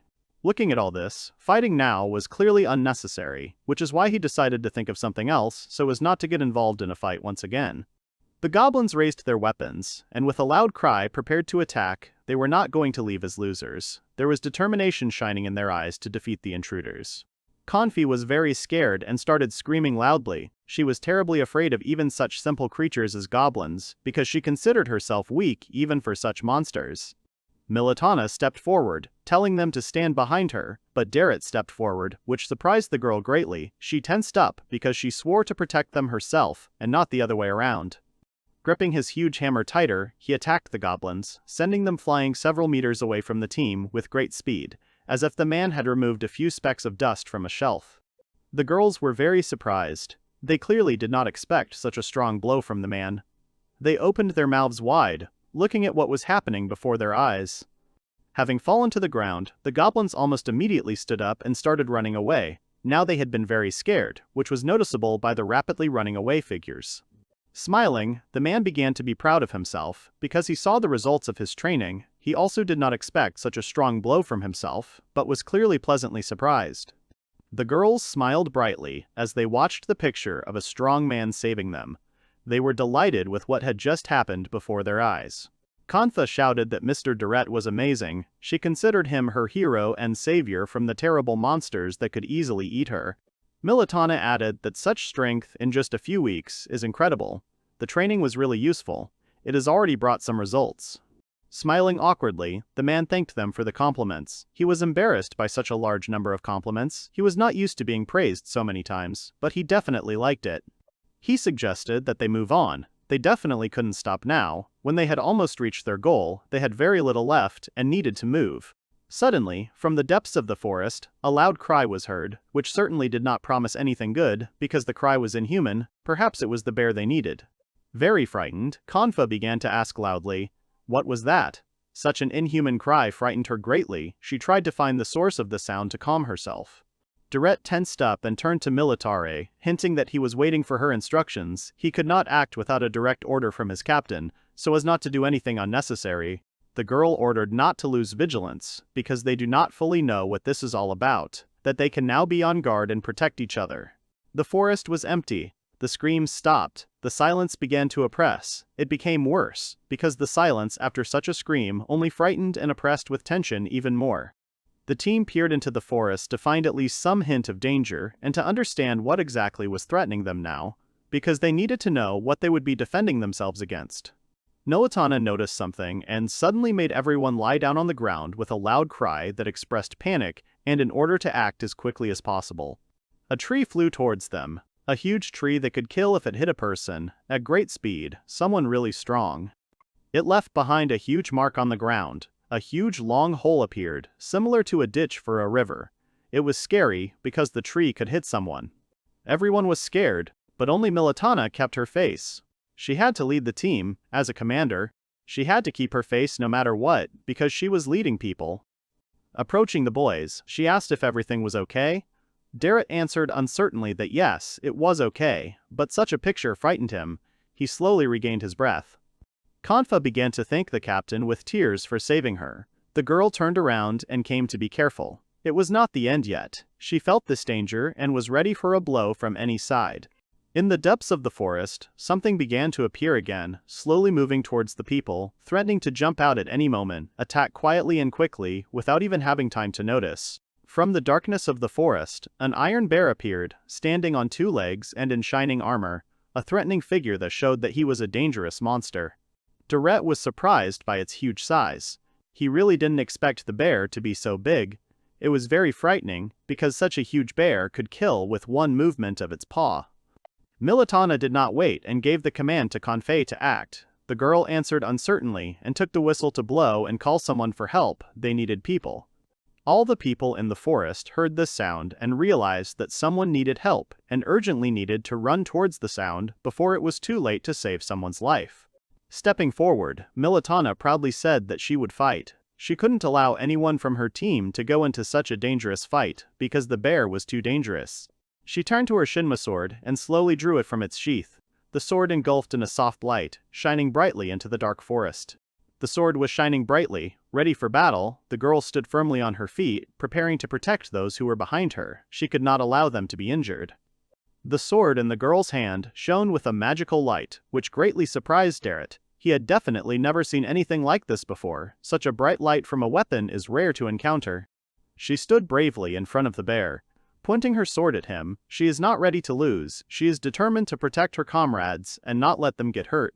In 1 second, she disappeared, vanished from the sight of everyone around her. The man was very surprised that she disappeared so suddenly, as if she had evaporated into thin air in an instant. Militar used her skill, Divine Flash, dealt several blows, shocking the couple nearby and flying into the air above the bear. Standing on the ground, she decided to examine her work, but nothing came of it. The bear and his armor were without a single scratch, which greatly strained the girl. She couldn't believe that her powerful attack didn't work. Usually she could defeat anyone with such an attack, but not now. Now it didn't even leave a scratch. The bear stepped aside and decided to take the tree. The root slowly crawled out of the ground. Militar was shocked. She did not expect that the monster would resort to such attack skills. Taking a huge tree in his hands, the bear, almost without thinking, swung it towards the girl. Powerful stones whistling flew straight at her, dangerously approaching her and threatening to leave serious wounds on her. The girl was not afraid. She was ready for any attack. She was not the commander of the guard for nothing. She knew what to do in such situations and kept her face calm. With one swing, she was able to repel the monster's attack with one swing of her sword. All the stones flew back as if there was no attack. The girl did not even tense up. Deret was pleasantly surprised at how easily she repelled this powerful attack. He certainly didn't expect this from a cute-looking girl, but she was much stronger than she seemed at first glance. Kanfei began to shout glory to her captain. She believed and knew that the girl would cope with such an attack. She believed in her strength and did not doubt for a second. Militar said that it's not that simple, because the higher the rank of the monster, the higher its intelligence, which could become a very big problem for defeating it. Rising to his paws, the bear ran straight at the girl to attack her head on. Militar was surprised that he decided to change tactics. She didn't immediately understand that he could get his bearings so quickly. She believed that she would succeed. She believed in her own strength. She had to believe, because she was a commander. She could not let her team down. The girl got into a fighting stance. She was completely ready for anything. Militar swung her sword, but the bear clamped the blade between his teeth. No matter how hard she tried, she would not be able to get the sword out of the monster's teeth. He grabbed the sword too tightly with his sharp teeth. The girl tried to take the sword. Kanfei screamed at her to be careful. She was very worried about her commander, especially with such a picture in front of her eyes. The bear raised a huge clawed paw to attack, which Deret did not miss. He grabbed his hammer tighter. He understood that if he did nothing, the girl would suffer. He moved forward to help as quickly as possible. He couldn't let the commander cope completely alone. With one swing of his hammer, he was able to push the bear away from Militar, who flew back several meters and let go of the girl's sword. Militar thanked her for saving him. The man quickly replied that it was too early to relax. His muscles were still tense. He was ready for anything now, no matter what happened. Kanfei shouted uncertainly that she would run to call the other soldiers. She wanted to help somehow and be at least a little useful. The girl ordered her not to move as a bear in the background raised its head, preparing for another devastating attack. The monster moved forward to attack the girl, focusing all its attention only on her, the weakest member of the team here, the most defenseless. Militana was faster. While the bear was attacking, she managed to save Konfu, grabbing him in her arms and jumping away from the bear. The girl kept her eyes closed out of fear of the unknown. She was too afraid to open them. She thought she would die. Deret looked at everything with pain. The girls fell to the ground. Konfa opened her tear-stained eyes, not believing that she was even alive now. She began to loudly apologize to her captain. Militana got up from the ground and said that everything was not so bad with her. On the contrary, she was glad that the girl was okay. The man noticed that Militana had been thrown back and wondered what he should do now. He couldn't send her to fight the monster again. He had to think of something urgently before it was too late. Help would obviously not arrive very soon, so the man made a decision. Right now, he had to protect the two behind him. He realized that he had expressed his thoughts incorrectly and corrected himself, saying that he simply had to do it. Supporting himself, he gripped the hammer tighter. He knew he had to take action before it was too late. He had to protect his friends. The bear stood up on its hind legs and turned to look at the man, who was burning with the idea of destroying the monster and was already preparing to attack. Suddenly, a black aura began to shine around the bear itself, which certainly did not bode well. Deret was surprised. He did not realize that he would see something like this on a bear.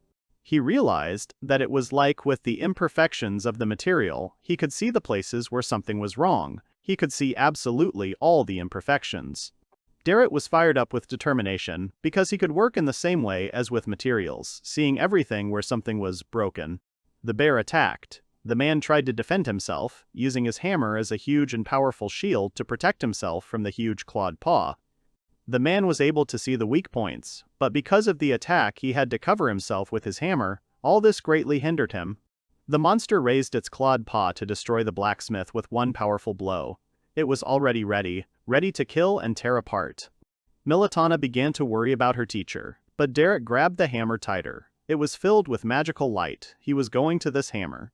He put all his magical power into it. The bright light from the weapon blinded him. The light illuminated everything around him. The weapon left behind a huge hole. In the hole were the remains of a huge bear, which the man was able to defeat so easily. Looking at all this, Deret couldn't understand what had just happened. He looked at everything around him with wide eyes. He couldn't believe that he had done all this himself. Militara's scream was heard from above. She was asking if her teacher was okay, to which he replied that he was fine, although he was sitting under the effect of shock. The man couldn't understand what he had just done when he went down the hole. The girl asked if he really didn't remember. It would be very difficult for her to forget such a feat. She explained that during the attack, a very bright light enveloped the place. Deret asked if a hole really appeared after that, to which the girl answered positively. He couldn't believe that he was able to do such a thing. It was amazing. He was truly shocked by his own abilities. Konfi suddenly flew into his arms, screaming and crying loudly. She was glad that everything was okay with the man. Deret smiled awkwardly and apologized for making him worry. Militana returned her cloak to her shoulders. Even though she was injured, she kept a professional face in front of her team. She smiled and said that she would deal with the guards and went to a small group of people to sort something out and negotiate. All the guys near the hole were discussing that the hammer blow was really fashionable. Even nothing was left of the bear. They think it looks like a meteorite falling. Konfi hugged the man while Deret himself stroked her head to calm her down. He understood how worried she was about him, so he didn't stop her from crying out all her emotions. The most important thing for him is that they are both safe now, that he was able to protect them. The girls are safe and sound. This fact warms the man's soul. A couple of days later, Militar turns to his mentor, asking if he's okay. After all, he suffered a little then too. Deret replied that his bones still hurt, but he would definitely live. The girl said that she herself had almost completely recovered. She was proud of herself for this. The man thinks that it is very good to be young. He sometimes regretted that at his age, he was doing such things. He asked if the stone forest was currently under guard supervision. The girl was surprised by this question. She considered it strange. Deret was scared and thought that he had to pay for everything he had damaged there. He understood that he could not afford such expenses and was very scared. Militana was surprised again, but even more so, she laughed and said that it was not so, he should not worry about it, but she was amused by the man's reaction to the defeat. She explained that this would now be a reminder for future generations of the blacksmith's power. Deret was surprised. He certainly didn't expect that he would become an example for the future. It's amazing. Militana said that now everyone calls the man Deret, the Punisher, which was great, because such a position could give several advantages. The room fell into a tense silence. No one knew what to answer to such words. The man decided to change the subject. He noticed that it was noisy outside and assumed that everyone was in a fighting mood, which couldn't help but please. All the soldiers were training hard. Everyone wanted to become as strong as Deret. All the soldiers were motivated to train as hard as possible. Militana noticed that his feat made a huge impression on all the young soldiers. The man was surprised. He certainly could not have expected that he would become such an example for everyone. As Confer ran, she noticed a couple nearby. She clearly didn't expect to see them there, but she could definitely say that she was glad to see them. Putting her hand to her head and standing at attention, the girl thanked him for his hard work and informed the captain that their goal was to run 10,000 laps. Deret was confused. He was alarmed by the number of laps. He did not believe that they were really going to run exactly 10,000 laps. It was impossible. Militana said that such training is exhausting, but it is useful from time to time, so the knights can calmly practice until they are completely tired. Suddenly, the girl ran closer and turned to her commander. She wanted to tell him something, and most likely something very important.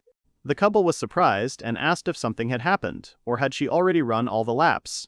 Confi replied that no, it was not like that. Light footsteps were heard nearby. The girl reported that a guest from the Gross Magic Academy had arrived. Militana was surprised by the guest so soon. She did not expect that the guest would appear before them so quickly. She expected him a little later. A pretty girl approached them with a smile on her face and said that she and Deret had not seen each other for 15 years. The man was surprised. He had no idea who was standing in front of him. No matter how much he looked, he could not remember who was standing in front of him.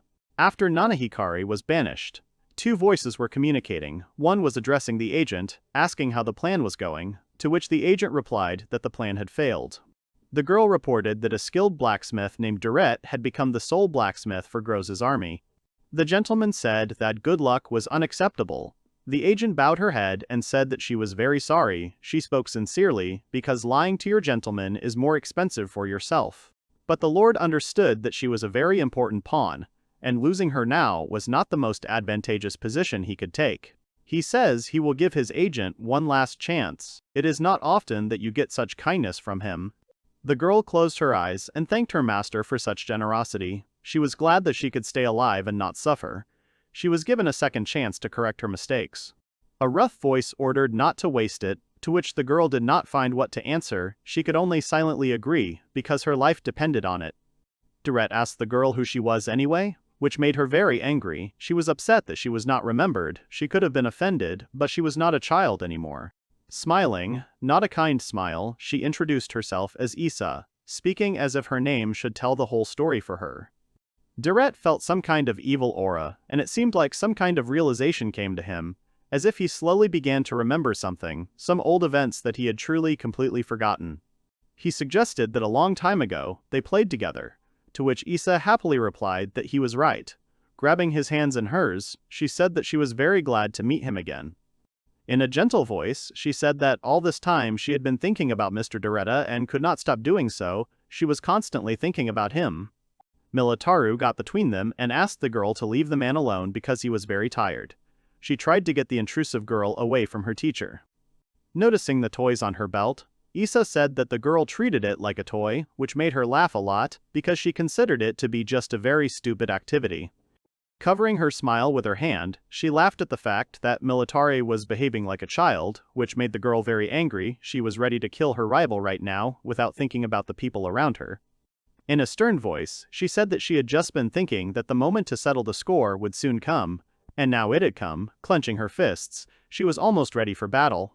They would definitely not be friends. The lightning of conflict flashed between them, and an enemy aura shone around them. Deret smiled awkwardly and suggested that everyone calm down and asked Isa what brought her here. He was really curious, because the girl appeared very unexpectedly. The girl perked up and ran up to the man, saying that she really needed his advice, but she was quickly interrupted by someone's shout.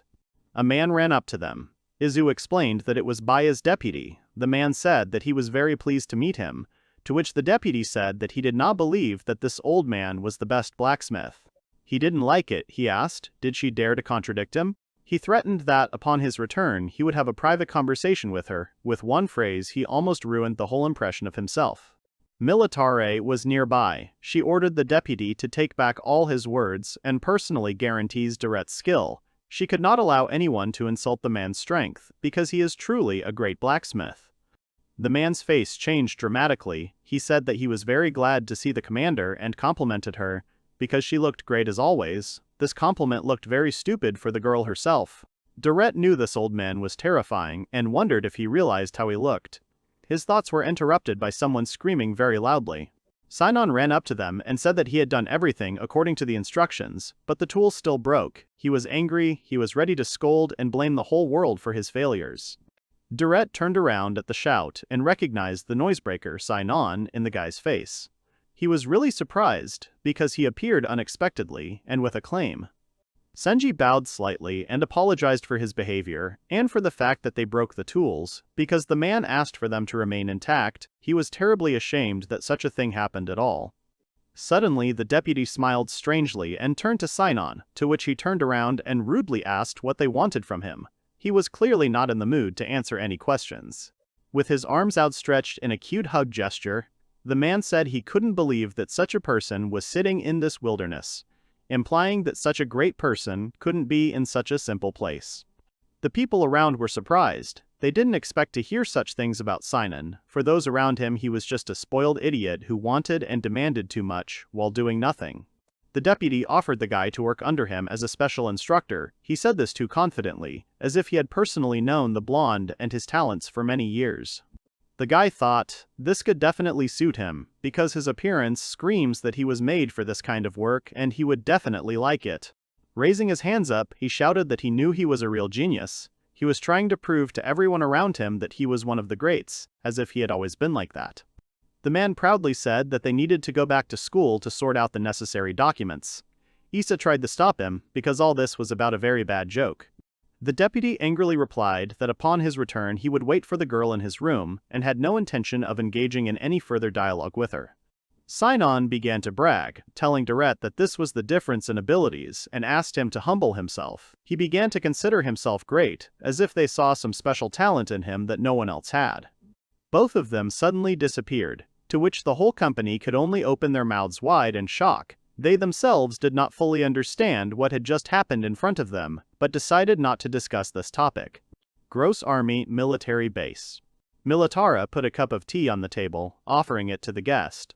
Deret smiled awkwardly and suggested that such a deputy was very difficult to work with, as was evident from his behavior and terrible manners.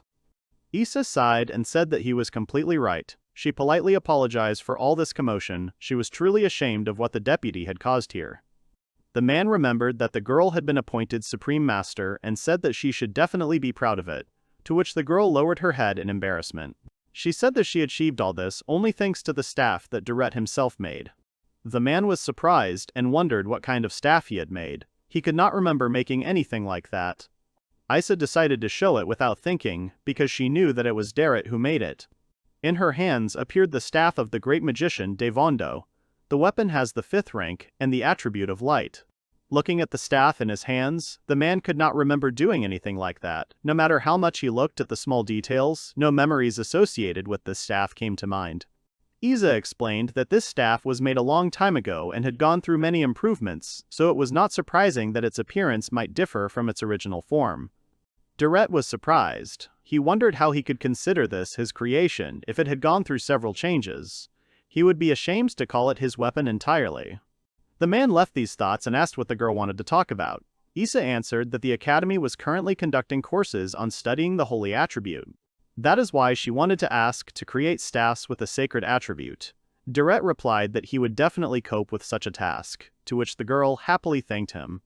Militar said that she was also very interested in studying the holy attribute. She had been interested in this topic for a long time, so she herself would like to study it together with other students. She added that she had no urgent matters to attend to right now and asked if she could take a look. Issa replied that she could, and suggested that they go to the academy right now. Deret asked them to wait, because he needed to get his hammer. Such an important thing could not be left unattended. Issa used her skill, instant teleportation, to get to the place they needed as quickly as possible. They arrived, and the girl welcomed them to the Gross Magic Academy. The couple looked in awe at the sight that opened up before them, the beautiful gardens, the huge elegant building of the academy itself. All of it was mesmerizing in its beauty. Eiyuu suggested to start by greeting the director, one of the most important representatives of the academy. This was the most necessary procedure before visiting the students themselves. Sitting at the table, the pretty girl greeted the team. She said that she was glad to meet them and introduced herself as the director of the educational institution Elena Grossa. Militar said that she hadn't seen Elena for a long time, and the girl replied that she was glad to see her in good health. They were obviously familiar and greeted each other warmly. The man introduced himself as Deret and shared that he was glad to meet him, but he suddenly thought about something and several questions arose in his head. The principal shared that she heard about how Deret created a magical staff with a holy attribute. She hopes that the man can help her students with the study of the attribute. Eiyuu said that the girl was Her Majesty's sister. The man was surprised and noticed that they were very similar. Both fair-haired, tall beauties, deserving due attention from men. Elena smiled and said that she is friendly to those who work well and strict to the lazy. She also shared that she is really expecting results from Mr. Deret. The girl wanted to introduce him to her students, but they were interrupted by a loud cry that called Eiyuu. This slightly frightened everyone, because the cry was very unexpected. Everyone was surprised to hear it. There was a deputy nearby who was unhappy that the girl had not come into his room after returning and asked why she had taken this misunderstanding with her. Sinon asked rudely, what was such a common gray thing doing here? Feeling the crown on his head, he did not hesitate to openly be rude to everyone he could see on his way. Deret sighed heavily. Today he had a terrible headache. Now he definitely did not want to deal with someone who could not do anything on his own. The man just wanted to rest. Suddenly, someone suddenly grabbed Eiyuu's hand and pulled it towards themselves, which shocked Deret and Militar. They clearly did not expect such abruptness. It scared them a little and made them worry about the girl. The girl tried to pull her hand out of the deputy's clutches. She screamed at him to let her go. The deputy smiled sarcastically and asked if she really dared to contradict him. Deret clenched his teeth in anger. Removing the man's hand, the blacksmith shouted that his status did not allow him to behave like that. With his physique, he could convince anyone that he was clearly not weak and could break any part of the body if necessary. The deputy began to be indignant in response, saying that he was one of the highest sages of the academy and asked how he was not ashamed to grab his hand like that. Deret clarified that most likely the man would not do something that Eiyuu did not like, to which the deputy became frightened and said that he understood everything. He understood that everyone standing here was clearly stronger than him. Sinon advised the man to run before it was too late, while the deputy ran away, trying to save his life. The guy himself started to run away, shouting for Deret to listen to his advice and not do anything stupid, but he still ran after the deputy. The three remained in silence, not knowing what to say after such a stressful situation. No one wanted to discuss what happened, but it was also impossible to ignore it. Militar asked how the girl was feeling. Deret shouted that all this needed to be told to the director immediately, because she would probably be able to come up with something and help. The couple was determined to tell the director everything to support Eiyuu. The girl thanked them, but she decided not to help. She smiled and said that she was perfectly fine.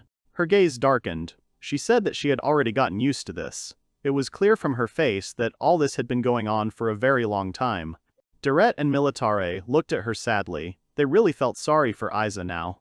The girl clapped her hands, intending to change the subject of this conversation. She is eager to introduce the couple to her students. She is confident that they will definitely please the crowd of students. Pointing to the day, Eiyuu clarified that they were now in this audience and invited them to enter.